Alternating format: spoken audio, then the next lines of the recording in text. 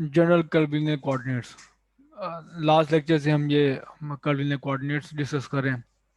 और आज हम देखें कि जनरली अगर आपके पास कोई भी सेट ऑफ कोऑर्डिनेट सिस्टम हो और ट्रांसफॉर्मेशन एग्जिस्ट रिलेशन एग्जिस्ट करता हो एक्स वाई जी में, और आपके पास जिस कोऑर्डिनेट सिस्टम में आपने डी एस स्क्वायर कंप्यूट करना है, या फिर आपने उसमें वेलोसिटी कंप्यूट करनी है, एक्सलेशन कंप्यूट करना है, तो फिर आपको किस तरह से ये चीज़ें कंप्यूट कर सकते हो। ठीक है। तो in general, let x1 x2 x3 be the set of variables or coordinates we are considering। तो लास्ट लेक्चर में हमने जो स्पेसिफिक एग्जांपल डिस्कस की थी वो थी cylinder coordinate system. X Y और जी में जो कार्टेशियन के हैं, और उसके कॉरस्पॉन्डिंगली जो आपके पास सिलेंड्रिकल कोऑर्डिनेट सिस्टम में जो रिलेशन है आर थीटा और आर थीटा और जी में, तो रिलेशन मौजूद था हमारे पास। तो इसी तरह अगर आपके पास कोई x1 2 x2 x1 x2 x3 इस कोऑर्डिनेट सिस्टम है, तो हमें पता है कि थ्री कोऑर्डिनेट सरफेसेस हम ड्रॉ कर सकते हैं। कि अगर आप x1 को कांस्टेंट लें तो आपके पास एक पूरी सरफेस आ जाएगी, क्योंकि बाकी दो को आप वेरी कर सकोगे। इस तरह आपके पास x2 कांस्टेंट लो और x1 और x3 को वेरी करो, तो आपके पास एक सेकंड सरफेस आ जाएगी। इसी तरह आपके पास x3 को कांस्टेंट लेके आप बाकी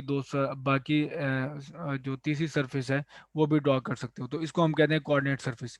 तो किसी भी पॉइंट पे जो आपका कोऑर्डिनेट सरफेस पे देखोगे थ्रू अ पॉइंट, तो वो इंटरसेक्ट करेगा इन थ्री कोऑर्डिनेट लाइंस। जैसे थ्री कोऑर्डिनेट लाइंस आप ड्रॉ करो तो वो इंटरसेक्ट करेगा। ये कैसे है, ये हमने लास्ट लेक्चर में देखा। तो यहाँ पे पॉइंट ये है कि आपके पास कोई भी x1 x2 x3 coordinate system है, या फिर आपके वेरिएबल चेंज है, तो आप इसे कॉरस्पॉन्डिंग कोऑर्डिनेट सरफेस ड्रॉ कर सकते हो और देख सकते हो कि एक पॉइंट पे जो तीन कोऑर्डिनेट लाइन जो है इंटरसेक्ट करती हैं।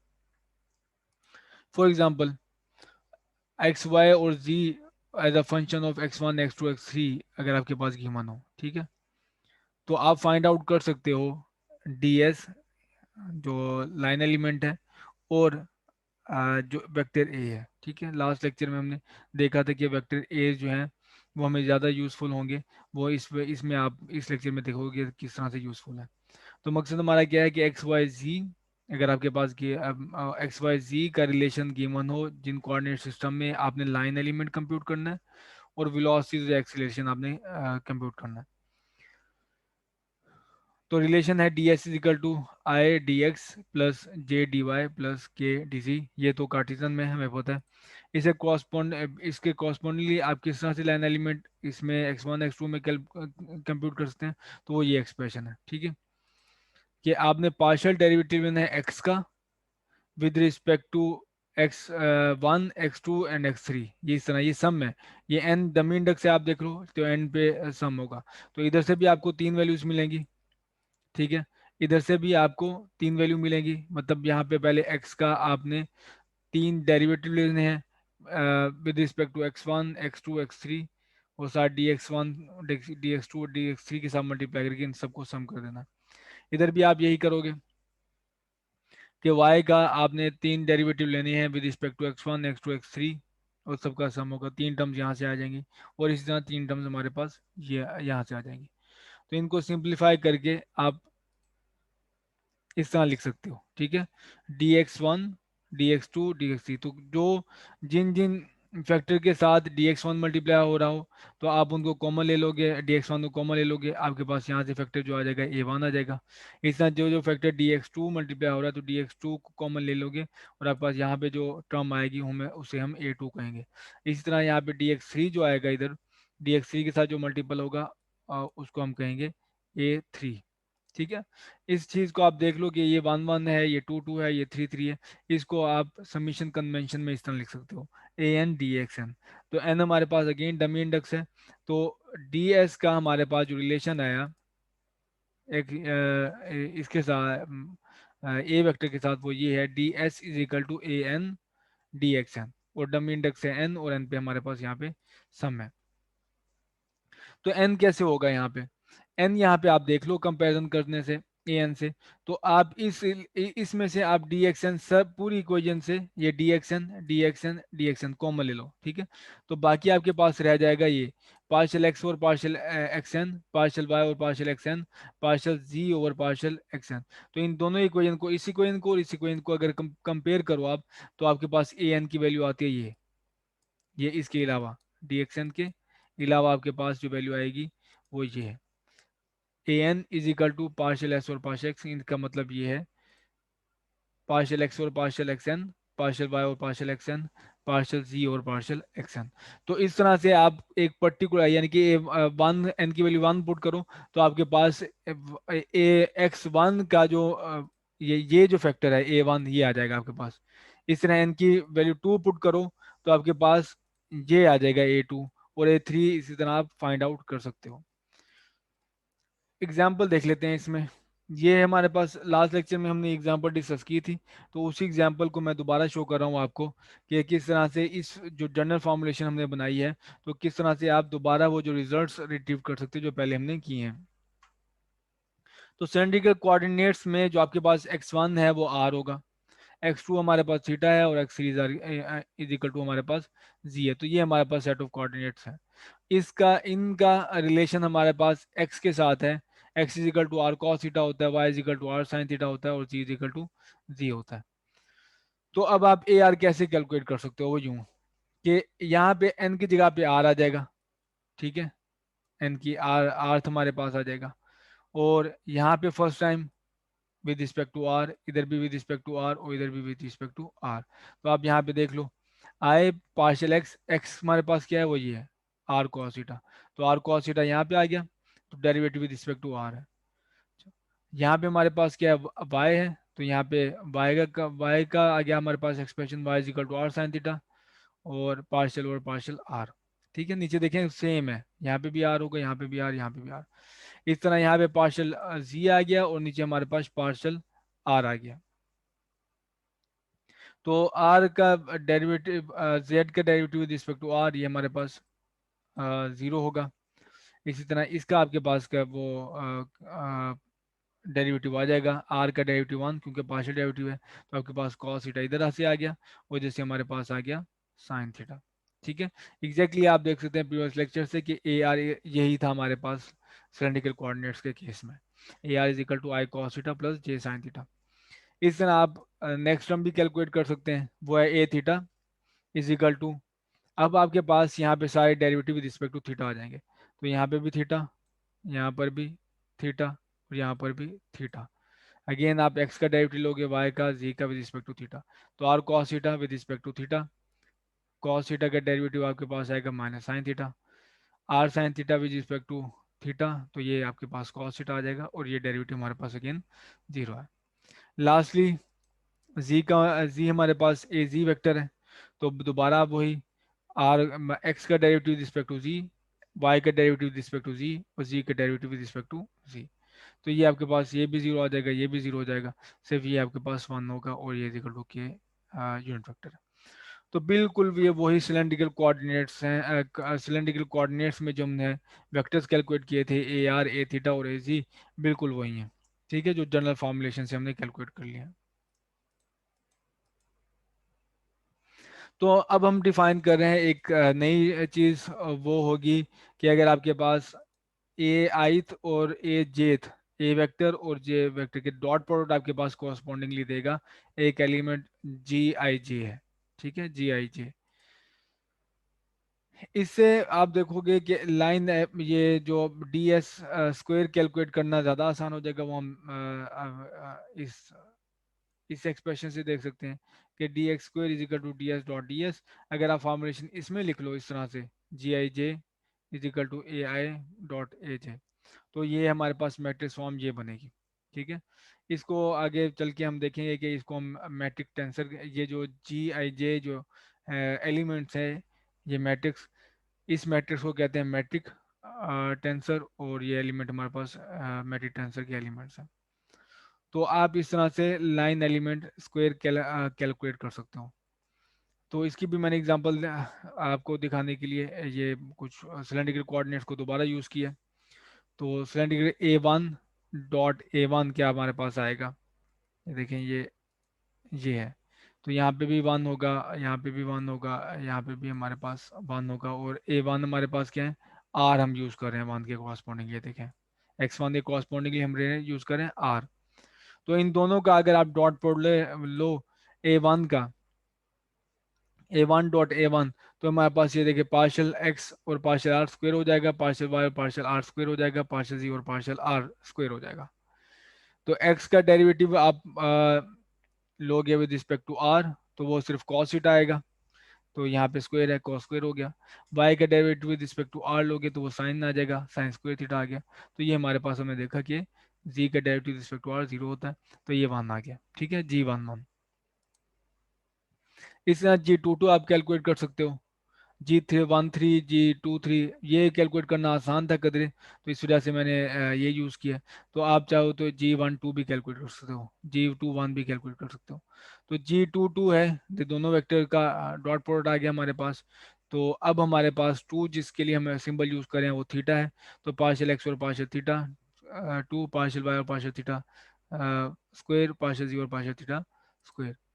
तो इधर आप वैल्यू पुट करोगे एक्स की with respect to theta derivative लोगे, तो कॉस का डेरिवेटिव हमारे पास साइन आता है, sine theta minus sine theta, तो उसका स्क्वायर हमारे पास R square sine square theta बन जाएगा। इधर से हमारे पास R square cos square theta आ जाएगा, और ये वैल्यू हमारे पास आ गई G two two is equal to R square. तो ये हमारे पास जो है जी आई जे जो मैट्रिक टेंस है हमारे पास, ये है सिमेट्रिक, ठीक है। और इस वजह से आप इसको डॉट प्रोडक्ट को आगे पीछे शिफ्ट कर सकते हो।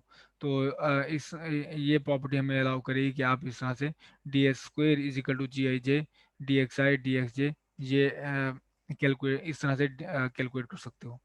तो ये हमारे पास मैट्रिक टेंसर, और ये हमारे पास line element in particular coordinate. So if the coordinate system is orthogonal, तो ये हमारे पास अगर ऑर्थोगोनल सिस्टम एग्जिस्ट करता हो, अभी तक जो डिस्कशन थी वो जनरल थी, अगर हमारे पास सिस्टम ऑर्थोगोनल हो तो फिर हम डी एस और डी एस स्क्वेयर को इस तरह से भी लिख सकते हैं, ठीक है। ये ऑर्थोगोनल सिस्टम की प्रॉपर्टी है। D S is equal to E I hat H one D x one, E two hat H two D x two plus E three hat H three D x three. तो H one H two H three हमारे पास यहाँ पे scale factor है, ठीक। तो ये हमारे पास अब जो बन जाएगा ऑर्थोगोनल सिस्टम एक और के लिए, जो हमारे पास जो ये एलिमेंट्स हैं ऑफ डायगोनल एलिमेंट्स ये जीरो हो जाते हैं, ये ऑफ डायगोनल एलिमेंट्स हमारे पास जीरो उठेंगे। आप यहाँ पे भी देख रहे हो कि ये सिमेट्रिक टेंसर है, तो ये एलिमेंट हमारे पास होंगे जी के, ये एच वन स्क्वेयर यानी कि स्केल फैक्टर, इधर जो होगा उसका स्क्वायर, यहाँ पे जो स्केल फैक्टर होगा उसका स्क्वायर, और यहाँ पे जो स्केल फैक्टर होगा उसका स्क्वायर, ये हमारे पास बन जाएगा पूरा मैट्रिक टेंसर। तो इस केस में ऑर्थोगोनल सिस्टम के केस में हम वॉल्यूम एलिमेंट भी आसानी से कंप्यूट कर सकते हैं। वो हमें ये करने होंगे कि हमें d x one D x two D x three के साथ उनके कॉरस्पॉन्डिंग जो स्केल फैक्टर्स हैं वो भी मल्टीप्लाई करने पड़ेंगे, एच वन एच टू और एच थ्री। तो ये हमारे पास हो जाएगा वॉल्यूम एलिमेंट, ठीक है। For example cylindrical coordinate system में हमारे पास वॉल्यूम एलिमेंट होगा डी आर, इसका स्केल फैक्टर वन है। अच्छा डी थीटा के साथ स्केल फैक्टर है आर, तो आर डी थीटा आ गया, डी जी के साथ स्केल फैक्टर हमारे पास है वन। तो ये मेरे पास पूरा बनेगा volume element in cylindrical coordinates. Problem number 8.1 है, और वो है find D square in spherical coordinates by the method used for cylindrical coordinates. Use your results to find the spherical coordinates, the scale factors, the vectors ds, the volume element, the basis vectors ar, a theta, a phi, and the corresponding unit basis vectors er, e theta, e phi. Write the gi j matrix, तो matric tensor भी कहा गया कि ये भी आप लिखें। तो ट्रांसफर हमारे पास x as a function of r theta phi है, तो x is equal to r cos phi sine theta, y is equal to are sine phi sine theta, z is equal to r cos theta, ठीक। और यहाँ पे हमने identify किया कि x1 हमारे पास है is equal to R, x2 is equal to है हमारे पास theta, x3 is equal to है फाई। तो स्टार्ट अगेन हम यहाँ से लेंगे, D X square is equal to D X square is equal to D X square plus D Y square plus D G square. तो यहाँ पे हम डी एक्स की मैं वैल्यू पुट कर रहा हूँ, जो हमने जनरल रेसिपी से सीखी है कि अपने x का पार्शियल डेरिवेटिव लेना है, और ये पार्शियल एक्स और पार्शियल एक्स एन और डी एक्स एन है, और एन पे हमारे पास सम है, यहाँ पे स्क्वायर आ जाएगा। डी वाई की जगह पे partial y partial x N partial d x n, यहाँ पे square partial z, partial x n और डी एक्स एन। ठीक, तो यहाँ पे हमने कंप्यूट करना और उसका स्क्वायर लेना है। तो एक्स की जगह पे ये वैल्यू, तो मैंने इसको तीन टर्म हमारे पास आ जाएंगी। तो एक्स का डेरिवेटिव आएगा विद रिस्पेक्ट टू आर। ठीक है, पहला डेरिवेटिव हमारे पास होगा विद रिस्पेक्ट टू आर। तो with respect to r derivative x का कॉस फाइव साइन थीटा, ये देखें साथ क्या आना है यहाँ पे डी आर, क्योंकि डी आर की वजह से डेरिवेटिव लिया है। तो ये टर्म पहले आ गई। तो इसी में जब एक्स टू होगा तो एक्स टू हमारे पास क्या थीटा। ठीक, तो यहाँ पे आ जाएगा डी थीटा, और ये टर्म एक्स का डी थीटा की रिस्पेक्ट से डेरिवेटिव। तो एक्स का अगर आप थीटा की रिस्पेक्ट से डेरिवेटिव लें तो वो आपके पास आ जाएगा R cos five cos theta. तो are cos five cos theta ये इसका डेरिवेटिव। नेक्स्ट टर्म है हमारे पास फाइव। तो फाइव का आपने डेरिवेटिव लेना है, तो यहाँ पे मैं चीज़ भूल गया हूँ कि यहाँ पे डी फाइव आएगा, डी फाइव। तो यहाँ पे आ गया आर, कॉस का डेरिवेटिव लोगे विद रिस्पेक्ट टू फाइव, तो minus r sine five sine theta, और यहाँ पे डी फाइव आ गया। तो ये यहाँ तीन टर्म्स आ गई हमारे पास यहाँ से। तो इस पूरी पूरी टर्म का स्क्वायर रूट, तीन टर्म्स यहाँ पे आ जाएंगी। तो पार्शियल वाई और पार्शियल एक्स एन, वाई की जो वैल्यू यहाँ पे पुट कर दोगे, ये r sine five sine theta. तो पहला डेरिवेटिव आएगा विद रिस्पेक्ट टू आर इसका, तो आर वाई का डेरिवेटिव लो विद रिस्पेक्ट टू आर, तो आपके पास आएगा साइन फाइव साइन थीटा और साथ डी आर। नेक्स्ट है थीटा, तो थीटा की रिस्पेक्ट से आपने वाई का डेरिवेटिव लेना है, तो यह आ जाएगा r sine phi cos theta और साथ डी थीटा, इसके रिस्पेक्ट से डेरिवेटिव लिया।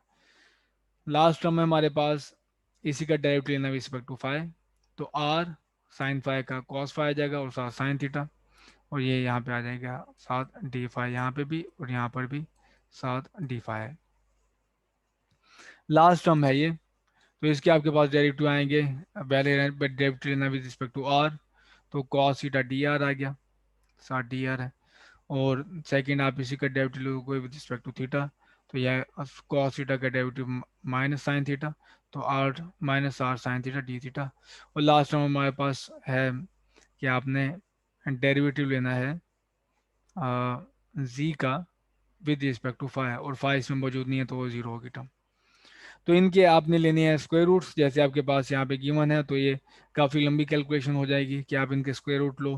फिर स्क्वायर रूट लेने के बाद फिर आप जो टर्म्स हैं डी आर स्क्वायर को कॉमन लो सब में से, डी थीटा स्क्वायर को कॉमन लो सब में से, डी फाइव स्क्वायर को सब में से कॉमन लो, तो फिर आपके पास ये आ जाएगा एक्सप्रेशन।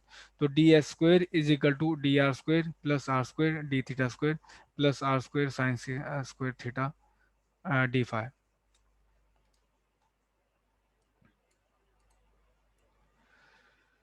तो जैसे मैंने बताया कि आपके पास लाइन एलिमेंट है किसमें, स्फेरिकल कोऑर्डिनेट्स में। ठीक, तो हमारे पास जनरल ने जो डिस्कशन की थी उसमें मैं बताया कि d s is equal to e r h r, ये एच आर हमारे पास स्केल फैक्टर है, एच थीटा हमारे पास स्केल फैक्टर है, एच फाइव हमारे पास स्केल फैक्टर है। तो हम अब कंपेयर करके इन स्केल फैक्टर्स को निकाल सकते हैं। तो कंपेयर कैसे करेंगे कि d s is equal to a r है, ये हमारे पास, ये देखें ये ए आर है, ये है ए थीटा है, और ये हमारे पास ए फाइव है। तो अब आप इसको कंपेयर कर लें अपनी इस वाली ऐसे इक्वेशन से। ठीक है, डी आपने आर स्क्वायर को कंसीडर नहीं करना, आर स्क्वायर स्क्वायर को कंसीडर नहीं करना, हम सिर्फ डी एस की बात करें। तो एक साथ मल्टीपल वन है, इधर आपने स्क्वायर को कंसीडर नहीं करना, इधर मल्टीप्लाई हमारे पास आर है, इधर आपने स्क्वायर को कंसीडर नहीं करना, तो हमारे पास क्या है मल्टीपल आर साइन थीटा। ठीक है, आर तो एच फाइव हमारे पास है r sine theta, h theta हमारे पास है आर, और एच आर हमारे पास है वन। तो यहाँ से हमारे पास आ गया है, क्योंकि ये ऑर्थोगोनल कोऑर्डिनेट सिस्टम है, तो ऑर्थोगोनल कोऑर्डिनेट सिस्टम में हमारे पास जो ऑफ डायगोनल एलिमेंट्स हैं वो जीरो हैं, तो यहाँ पे स्केल फैक्टर आ जाएंगे। तो ये एच आर स्क्वायर, यहाँ पे एच थीटा स्क्वायर, और यहाँ पे हमारे पास है h five square.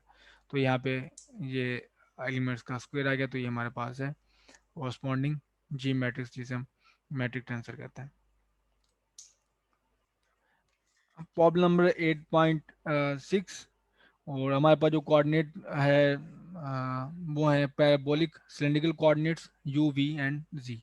You v और जी का एक्स वाई जी के साथ रिलेशन हमारे पास है given, x is equal to one over two u square minus v square, y is equal to u v और z is equal to z. तो हमने ये कहा था कि अगर आपके पास x is a function of x1 x2 x3 given हो, तो फिर हम हमारी जो जनरल रेसिपी है वो फाइंड आउट वो अप्लाई कर सकते हैं और फाइंड आउट कर सकते हैं ds। तो इन इस कोऑर्डिनेट के लिए और प्रॉब्लम नंबर 6, प्रॉब्लम नंबर 7, 8 और 9 में जो आपने टिपिकल क्वेश्चन के आंसर देने हैं वो है डी एस स्क्वेयर आपने फाइंड आउट करने हैं, डी एस फाइंड करना है, और element of z find out करने हैं, और आपके पास ए वेक्टर है, ई वेक्टर है, ठीक है, यूनिट बेसिस वेक्टर और बेसिस वेक्टर।